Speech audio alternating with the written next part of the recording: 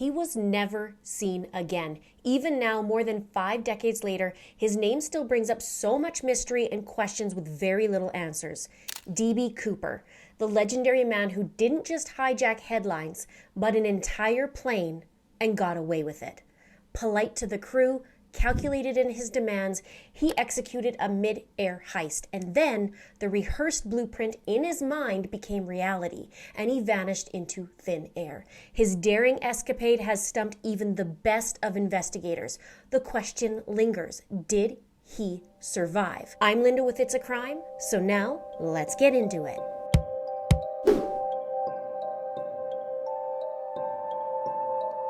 Transport yourself back in time to the early 1970s in the USA, a time of cultural change with President Richard Nixon at the helm. Fashion at the time rocked bell-bottom pants, frayed jeans, tie-dye patterns, peasant blouses, and ponchos, all part of the rebellious counterculture challenging authority. The music scene saw the rise of disco, funk, and soul, leaving a lasting impact. Rooted in the hippie movement, the era echoed 60s sentiments of peace, love, and social change. The U.S. continued its fascination with the cosmos after winning the race to the moon in 1969. Whether you believe it happened or not, let me know below. As the 70s unfolded, the Beatles split in 1970, Jimi Hendrix was mourned, and technology introduced floppy disks. In 1971, Charles Manson's trial concluded, economic challenges and protest against the Vietnam War persisted, and the aftermath of the war brought societal divisions. The U.S. faced economic turbulence, stagflation, and the 1973 oil crisis.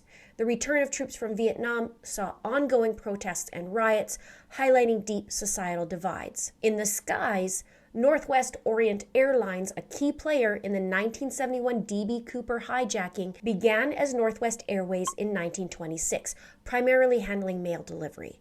The airline expanded, adopting the name Northwest Airlines in 1934, and achieved milestones such as sponsoring Lindbergh's Japan test flight in 1931 and introducing the Great Circle route in 1947, shortening New York to Tokyo flights. By the 1960s, it was rebranded as Northwest Orient Airlines. It was a respected carrier, modernizing its fleet. However, the airline gained global attention for the D.B. Cooper event, marking an unexpected twist in its otherwise strong aviation legacy. Airline flights in 1971 were characterized by a blend of excitement, challenges, and the backdrop of a rapidly changing world. In the early 70s, hopping on a plane was like stepping into a world of charm and glamour. People didn't just board, they made it an occasion, dressing up in their Sunday best, injecting a dose of sophistication into the journey. Security wasn't the fortress it is now. You could stroll in shortly before takeoff without a security saga. Smoking was part of the airborne experience, with passengers casually lighting up in designated sections when smoke-filled spaces were the norm. Seats were more spacious back then, boasting extra leg room and wider seats, creating an air of relaxation on board. Complimentary hot meals were also the norm, even on shorter flights, adding a touch of culinary delight to the journey. However, luxury came at a cost. Ticket prices were relatively steeper, making air travel a ritzy affair not everyone could afford. Forget about sleek modern planes, though. They flew classics like the Boeing 707 and the Douglas DC-8, each with its own vintage charm, making the entire experience a nostalgic departure from today's flying norms. Now let's go to November of 1971, the day before Thanksgiving. While people are getting ready to get together, celebrate, and give thanks, there's a guy named Dan Cooper with a different agenda and who's about to shake things up. He's about to set the stage for quite an unexpected turn of events and become a remarkable part of history. On the afternoon of November 24th, 1971, the day before Thanksgiving, as I mentioned, a man using the alias Dan Cooper casually approached the counter of Northwest Orient Airlines in Portland, Oregon. He purchased a one-way ticket for flight number 305 for $20, set to depart at 2:50 p.m. on a 30-minute flight to Seattle, Washington.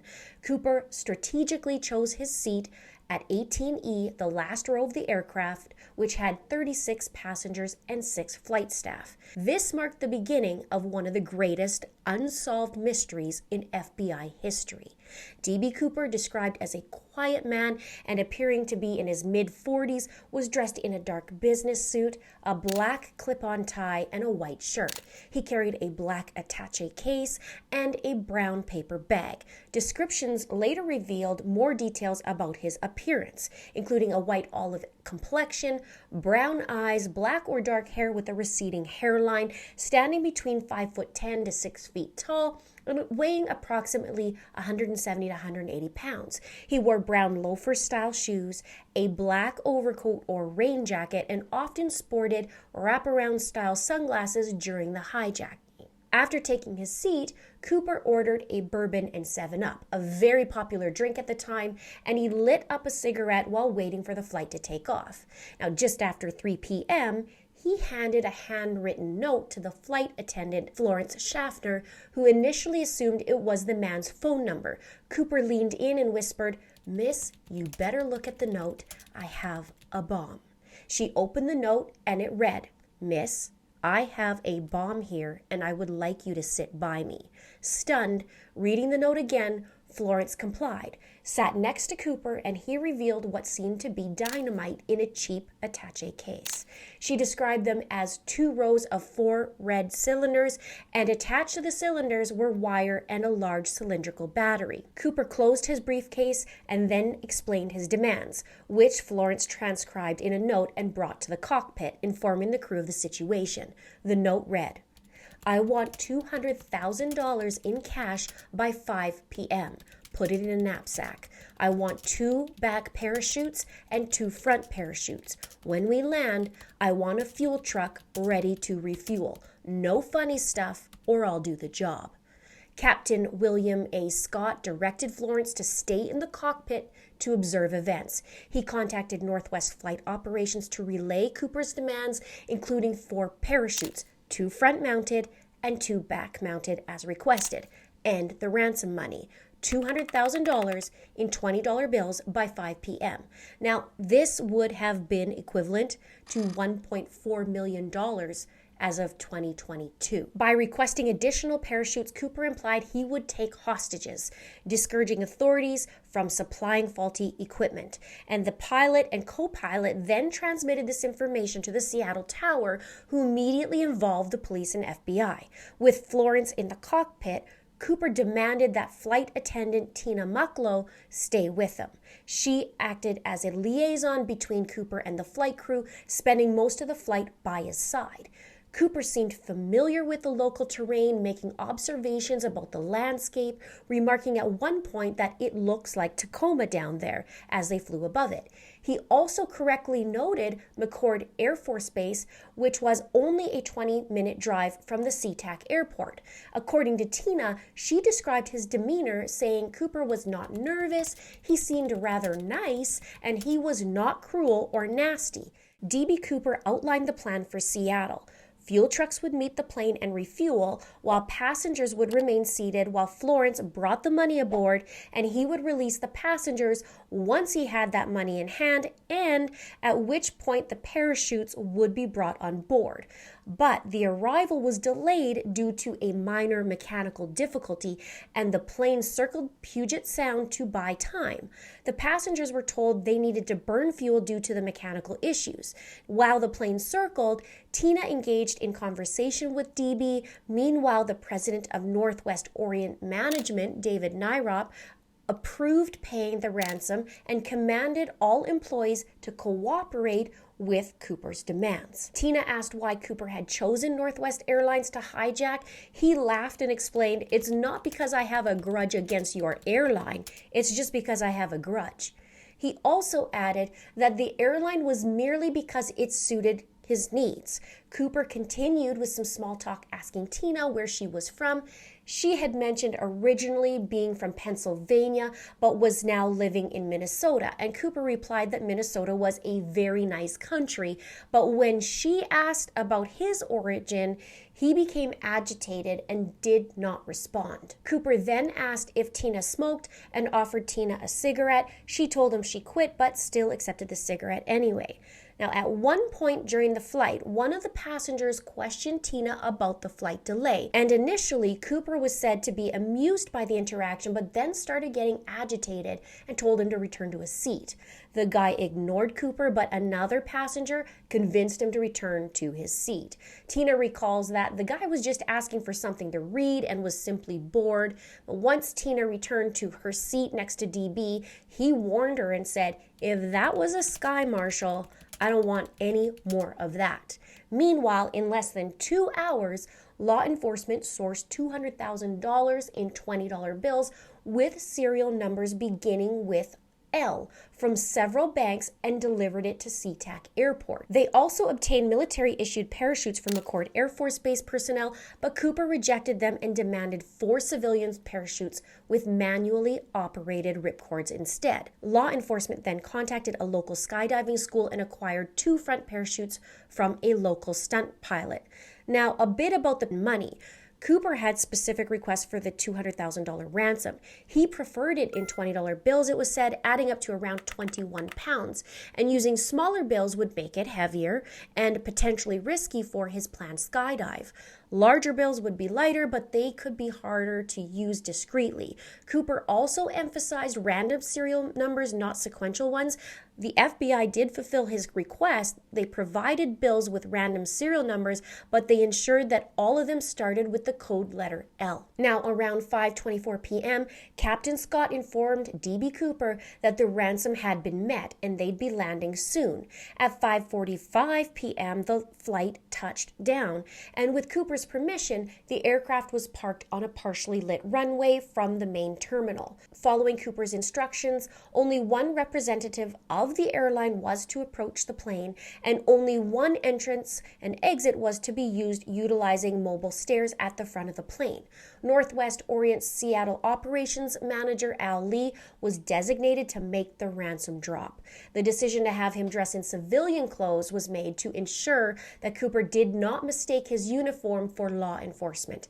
Upon Cooper's instruction, the passengers remained seated while Tina exited the plane and retrieved the ransom money. She carried the money bag to Cooper, still seated in the back row. Cooper then released the passengers while inspecting the money.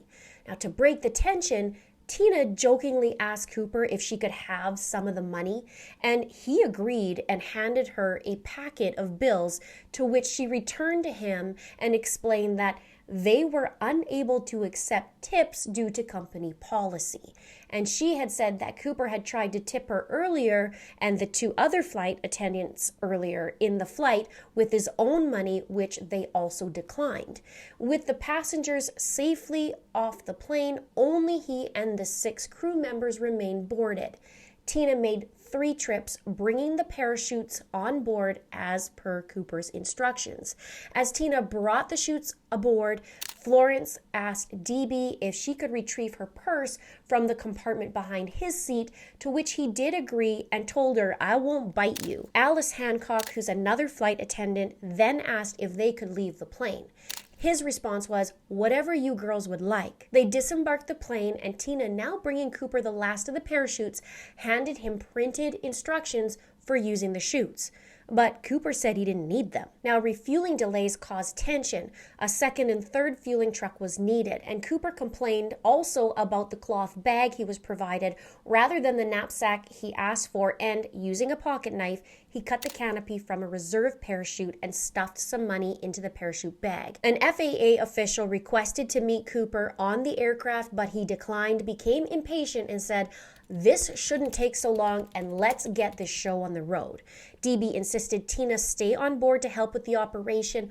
Also left on board were the captain, the first officer, and flight engineer. Cooper outlined his flight plan to the pilots and said it would be a southeast course toward Mexico City at 100 knots, which is 115 miles per hour, the minimum speed to avoid stalling. He specified a maximum altitude of 10,000 feet, instructed the landing gear to remain deployed, and the wing flaps lowered to 15 degrees freeze and the cabin to remain unpressurized. Now, First Officer William J. Ratachzak informed Cooper that this would reduce the aircraft's range to 1,000 miles and necessitate an additional refueling stop.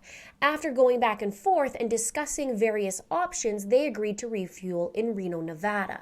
Now, Cooper's final instruction was to take off with the rear exit open and the air stair extended. Northwest Home Office, though, raised safety concerns, saying it was unsafe, but Cooper insisted, stating it could be done. Do it. He conceded not to press the issue and assured them he would lower the staircase once they were airborne. Now, was this confident or cocky? DB sure seemed to know about parachutes since he didn't need the instructions. Did he use them before or did he study it? Let me know what you think below. Now, at 7:36 p.m., the flight took off again with 2 F-106 fighters from McCord Air Force Base and a Lockheed T-33 trainer, which was diverted from another mission following what was described as an S pattern to stay undetected by the hijacker. Shortly after takeoff, Cooper instructed Tina to lower the staircase. She expressed her safety concerns about getting sucked out of the plane, and the crew suggested that she secure herself with an emergency rope from the cockpit, but Cooper opposed the idea and said he wanted no one coming to and from the cockpit. Cooper insisted on lowering the staircase himself and instructed her to go to the cockpit, closed the partition curtain between coach and first class, and told her to stay there and not return. Before leaving, though, Tina pleaded with Cooper, and she said to him, "Please, please take the bomb with you." Cooper assured her that he would either disarm the bomb or take it with them. As she walked towards the cockpit, following Cooper's instructions, Tina observed him in the aisle tying what seemed to be the money bag around his waist. Only 4 to 5 minutes had passed from takeoff to her entry into the cockpit, and she remained there for the rest of the flight. Now, do you think the bomb was real or just a ploy? Leave the word real or ploy down below. Around 8 p.m., a cockpit alarm signaled that the aft staircase had been lowered. Using the intercom, the pilot inquired if Cooper needed assistance, but Cooper's succinct response was a single word: no. The crew noted their ears popping due to the drop in cabin pressure caused by the lowered stairs. At 8:12 p.m., just 12 minutes later, the plane's tail section abruptly pitched upward, prompting the pilots to adjust and return the aircraft to level flight. During an FBI interview, co-pilot Ratachzak mentioned that the sudden upward pitch occurred near the suburbs of North Portland, suggesting that this might be the point where DB Cooper possibly jumped from the airplane. Now, just a note about this staircase. To counter the surge of extortion hijackings after this one, airplanes were later equipped with something called Cooper vanes, specially designed to prevent the lowering of the staircase during flight. And the introduction of these Cooper vanes, along with the widespread adoption of additional safety measures like the installation of metal detectors across American airports, marked the end for Cooper copycats. They had to come up with something. Continuing its course to Reno, the Boeing 727 approached its destination. Tina used the intercom to notify DB of their impending arrival and the need to raise the rear staircase for a safe landing. She repeated her message, receiving no response from Cooper. At 11:02 p.m., with the staircase still deployed, Flight 305 landed at Reno Tahoe International Airport. Upon arrival, law enforcement swiftly established a perimeter around the plane, maintaining a cautious distance amid concerns that Cooper might still be aboard with the bomb. Captain Scott searched the cabin, confirming Cooper's absence along with the missing ransom money and the briefcase supposedly holding the bomb. Following a 30-minute search, an FBI bomb squad deemed the cabin safe. This marked the beginning of an extensive FBI investigation they termed NORJAC, focusing on the Northwest hijacking. Initially, investigators explored leads, suspecting that the possibility that the hijacker might have used his real name, a Portland man actually named DB Cooper, briefly became their initial suspect but was promptly ruled out. Nevertheless, local reporters mistakenly ran a story with the name and the pseudonym DB Cooper instead of Dan Cooper, which stuck, becoming the unanimous identifier for the hijacker. And in the whole DB Cooper saga, investigators gathered the clues to figure out who this mysterious hijacker really was and what happened to him. When in 1980, some of the ransom money was found buried along the Columbia River and found by a young boy. Sketches were created based on what people on the hijacked flight saw, and authorities dug into the Boeing 727 plane for any potential hints. Now, during their forensic search of the aircraft, FBI agents uncovered 4 major pieces of evidence, each directly linked to Cooper: a black clip-on tie, a mother-of-pearl tie clip, a hair actually from Cooper's headrest, and 8 filtered tipped Raleigh cigarette butts from the armrest ashtray. But these have seemed to disappear over the years because they are no longer in evidence, which is interesting to me in my opinion, especially with the advances today in DNA and what that could uncover. Now let me know if you know about this and what you know about the cigarette butts missing. Let me know below. Now, they even took a close look at Cooper's tie that was casually left behind during the hijacking, hoping it could spill some secrets. And there's more to that we'll do in another video. There's that hair sample also found on the seat. And of course, they pored over the letters he left behind, checking for fingerprints and other details. Several letters were said to be sent by Cooper after the heist, and it was said approximately 6 in total, some typed, some handwritten, and some ransom-style cutout versions. They were all analyzed for authenticity. Most were considered hoaxes and inauthentic, but 2 of them are said to have been hidden until the 2000s and were said to have been investigated further. But here's the kicker.